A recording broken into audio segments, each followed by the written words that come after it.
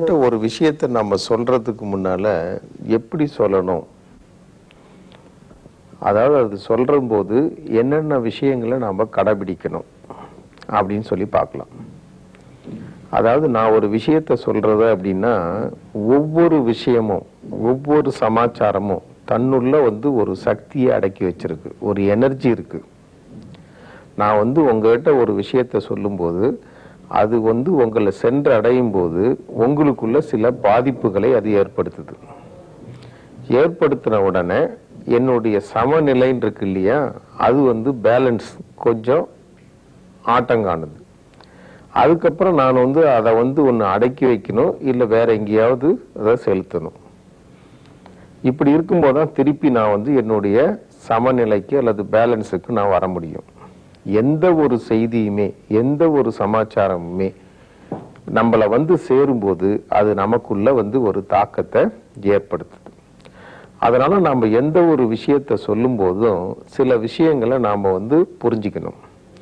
ஒரு விஷயத்த நான் உங்ககிட்ட சொல்றேன் அப்படின்னா, அந்த விஷயத்த உங்ககிட்ட சொல்ல வேண்டிய அவசியம் என்ன, எனக்கு அவசியமாது சொல்லணுன்றது இல்ல உங்களுக்கு அவசியமாது கேட்கணுன்றது. முதல்ல இதை பார்க்கணும். இந்த விஷயத்தெல்லாம் எதுக்காக இவங்க கிட்ட சொல்றோம், இந்த விஷயத்த அவங்களுக்கு சொல்றதுனால எனக்கு என்ன பயன், பயன் ஏதோ லாபம் கிடையாது. சில சமயத்துல சில விஷயத்த ஒருகிட்ட சொன்னாலே எனக்கு அமைதி கிடைக்கலாம் இல்லையா, அதுக்காக சொல்லிட்டு இருப்பேன். நிறைய பேர் நிறைய விஷயத்த அதுக்காக தான் போய் சொல்றாங்க, எந்த விதமான சம்பந்தமும் கிடையாது. இருந்தாலும் அவர்கிட்ட போய் சொல்லிட்டா எனக்கு நிம்மதி. இப்படிதான் பரவலா எல்லாரும் அந்த விஷயங்களை ஒருத்தர் காதுல இருந்து இன்னொரு காதுக்கு போயிட்டு இருக்குது. அந்த மாதிரி ஒரு விஷயத்தை இன்னொருத்தர் இருந்து பரவறதுக்கு காரணமே அந்த சமநிலையை நம்ம அடையணுன்றதுக்கு தான். அதனால ஒரு விஷயத்தை ஒருத்தட்ட சொல்றதுக்கு முன்னால இது அவங்களுக்கு எவ்வளவு தேவைப்படுது, அடுத்தது நான் சொல்ற விஷயம் அவங்களுக்கு புரியுமா, நான் சொல்ல நினைக்கிறது ஒண்ணு அவங்க ஒண்ணு புரிஞ்சுக்கிறதா இருந்துச்சுன்னா மாறி போயிடுது.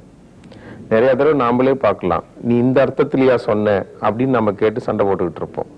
இந்த அர்த்தத்துல சொல்லியிருந்தேன்னா எனக்கு இவ்வளவு பாதிப்பு இல்லையே, நான் வேற அர்த்தத்துல நீ சொன்னன்னு நினைச்சுக்கிட்டேன். ஒரு விஷயத்த ஒருத்தர்கிட்ட சொல்லும் போது அது அவங்களுக்கு தேவையான்னு பார்க்கணும். அடுத்தது அவங்களுக்கு அந்த விஷயம் புரியுமா, புரிந்து கொள்கிற அளவுக்கு அவங்களுக்கு திறமை இருக்கா, அறிவு இருக்குதா, அதுக்குண்டான சக்தி இருக்கான்னு பார்க்கணும், அதுக்குண்டான விவரம் இருக்குதான்னு பார்க்கணும். ஸோ தேவையான்னு பார்க்கணும். அடுத்தது அவங்களுக்கு இது புரியும்படி இருக்குமா, புரிந்து கொள்ளும் தன்மை இருக்கா, தகுதி இருக்குதான்னு பார்க்கணும். இது ரெண்டும் தெரிஞ்சுதான் ஒரு விஷயத்த நம்ம சொல்லணும். இதை தெரியாம எனக்கு சொல்லணும்ன்ற ஒரே காரணத்துக்காக நான் ஒரு விஷயத்த சொல்லிட்டு அவங்களுக்கு அது தேவையில்லாத விஷயமா இருக்கலாம், அருவருப்பான விஷயமா இருக்கலாம், அல்லது விரக்தியை கொடுக்கக்கூடிய விஷயமா இருக்கலாம். இதை ஏன் நம்ம கிட்ட சொன்னான்னு அவங்க நினைக்கலாம். எந்த ஒரு விஷயத்த சொல்றதுக்கு முன்னாலேயும் முதல்ல எனக்காக நாம சொல்றோம், எதுக்காக அவங்ககிட்ட சொல்லணும், அடுத்தது இத புரிஞ்சிக்கிற அளவுக்கு அவங்களுக்கு தகுதி இருக்குதா, திறமை இருக்கா, சக்தி இருக்கான்னு பார்க்கணும். இந்த மூணு விஷயத்தையும் நம்ம அலசி பார்த்துட்டு அதுக்கப்புறம் தான் ஒரு விஷயத்த நாம எப்பயுமே ஒருத்தர்கிட்ட சொல்லணும். சில பேர் பார்க்கலாம், சில அம்மாக்கள் அல்லது சில குடும்பங்கள்ல பார்த்தீங்கன்னா தன்னுடைய கஷ்டத்தை எல்லாம் போயிட்டு அந்த பிள்ளைகிட்ட சொல்லிக்கிட்டு புலம்பிக்கிட்டே இருப்பாங்க. புலம்புறது உங்களுக்கு நிம்மதி, கேட்கறது அந்த குழந்தைக்கு எவ்வளவு பாதிப்பு உண்டு பண்ணும். இன்னும் சில பேர் பார்க்கலாம், நம்ம வேலைக்காரிகிட்ட நம்ம வீட்டு விஷயத்தெல்லாம் சொல்லிக்கிட்டு இருப்போம். பொங்கலுக்கு சொல்றது சரியா இருக்குது, அவங்களுக்கு இந்த விஷயம் தேவையா, எந்த வகையில அவங்களுக்கு இது பயன்பெற போகுது, இந்த மாதிரி இருக்கும்போது தாக்கத்தை அது உண்டு பண்ணும். தாக்கத்தை உண்டு போது இன்னும் சில பேர் நீங்களே பார்க்கலாம், ஐயோ அவனை பார்த்தாலே போதும், அவன் சொல்ல ஆரம்பிச்சிட்டானா நமக்கு தாங்காது. அதனால எந்த ஒரு விஷயத்தையும் நம்ம சொல்லும் போது இவ்வளவு விஷயங்களை நம்ம யோசனை பண்ணணும். அடுத்தது இந்த விஷயத்த உங்களுக்கு பிடிச்சிருக்குதா பிடிக்கலையா அதையும் பார்க்கணும். ஒரு கொள்கை உள்ளவன்ட்ட போய் அந்த கொள்கையை பத்தி மட்டமாவும் நீங்க சொல்லக்கூடாது. அதே மாதிரி ஒரு கொள்கையை பத்தி உயர்வா நினைச்சுக்கிட்டு இருக்கட்டும் இல்ல மட்டமா நினைச்சுக்கிட்டு போய் உயர்வாவும் சொல்லக்கூடாது. இவ்வளவு விஷயங்கள் பார்த்து நம்ம தொடர்பு கொண்டோம்னா அதுல தோல்வியே ஏற்படாது. முதல்ல அவனுக்கு புரியுமான்னு பார்க்கணும். அடுத்தது அவனுக்கு இது ஏற்புடையதா, ஒத்துக்கொள்ளக்கூடியதா, இல்ல மறுக்கக்கூடியதா, இந்த மாதிரி விஷயத்தையும் நம்ம கணிக்கணும். நீங்க நினைக்கலாம், என்னடா ஒரு விஷயத்தை சொல்றதுக்குள்ள இவ்வளவு யோசனை பண்ணி சொல்லிட்டு இருக்க முடியும், இவ்வளவு யோசனை பண்ணா நம்ம சொல்ல மாட்டோமே. அதுதான் உண்மை. இவ்வளவும் நீங்க கணக்கு பார்த்து ஒரு விஷயத்த சொல்லு பாருங்க, அளந்து அளந்து பேச ஆரம்பிச்சிருவோம், தேவையில்லாம பேச மாட்டோம். நீங்க பேசுற ஒவ்வொரு வார்த்தையுமே பயனுள்ளதாகவும் உபயோகமானதாகவும் விரும்பப்படுவதாகவும் இருக்கும். நாம இப்படி இல்லாம எனக்கு தோன்றதெல்லாம் சொல்லிக்கிட்டு, நான் கேள்விப்பட்டதெல்லாம் சொல்லிக்கிட்டு, நான் என்னென்ன சொல்லணும்னு நினைக்கிறேனோ அதெல்லாம் பார்க்கறவங்கட்டெல்லாம் சொல்லிக்கிட்டு இருந்தேன்னா அதுக்கு பேரு வளருதல்னு அர்த்தம். இதைத்தான் நம்ம வளர்றதுன்னு சொல்றோம். இது இல்லாம இத்தனை 4 குணாதிசயங்கள் இருக்கு. எதுக்காக நான் சொல்றேன், அடுத்தது எதுக்காக இவர்கிட்ட சொல்றேன், இதை இவர் சொன்னா புரிஞ்சுக்குவாரா, அடுத்தது இந்த சொல்லக்கூடிய விஷயம் இவங்களுக்கு ஏற்புடையது அல்லவா.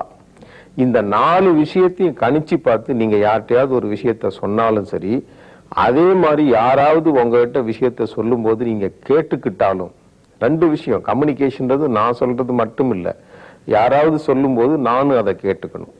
இந்த 4 அம்சங்களையும் கடைபிடிச்சு நீங்க கம்யூனிகேஷன் தொடர்பு கொள்ளுவதை செஞ்சு பாருங்க. ஒவ்வொரு தடவை நாம தொடர்பு கொள்ளும் போதும் அந்த தொடர்பு கொள்ளும் நபரோட உறவு முறை அதிகரிச்சுக்கிட்டே இருக்கும், பலப்பட்டுக்கிட்டே இருக்கும். ரிலேஷன்ஷிப்புக்கு ரொம்ப முக்கியம் தொடர்பு கொள்ளுதல், கம்யூனிகேஷன். கம்யூனிகேஷனுக்கு ரொம்ப முக்கியம் அந்த டெக்னிக், அந்த என்ன மாதிரி முறையை நீங்க பயன்படுத்துறீங்கன்றது தான்.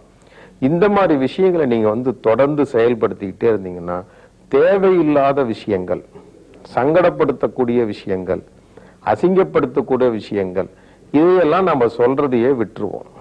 அந்த மாதிரி விட்ட பிறகு உங்களை எல்லாரும் விரும்புவாங்க, நீங்கள் எல்லோராலும் விரும்பப்படுவீர்கள். இது 2 இருந்துச்சுன்னா நிச்சயமா நீங்க உறவு முறையில வெற்றி காண்றதுக்கு வாய்ப்புகள் உண்டு. ஸோ ஒரு விஷயத்த சொல்லணும், எப்படி சொல்லணும், என்ன சொல்லணுன்றதை விட எதுக்காக சொல்றோம், சொல்றதுக்கு காரணம் என்ன அப்படின்றத புரிஞ்சுக்கிட்டு நீங்க சொல்ல ஆரம்பிச்சீங்கன்னா அந்த மாதிரி சொல்லும் விஷயங்கள் அத்தனையுமே ஏற்றுக்கொள்ளப்படும். அப்ப நீங்க எதையாவது சொல்ல மாட்டீங்களா அப்படின்னு ஒவ்வொருத்தரும் உங்ககிட்ட ஆர்வமா இருப்பாங்க. இந்த மாதிரி இருக்கும்போது அந்த வீடே பாத்தீங்கன்னா, அந்த சுற்றுப்புறமே பாத்தீங்கன்னா, அல்லது அந்த சூழ்நிலையே பாத்தீங்கன்னா எல்லாரோடையும் விரும்பப்படும் ஒரு சூழ்நிலையாக இருக்கிறதுக்கு வாய்ப்புகள் உண்டு.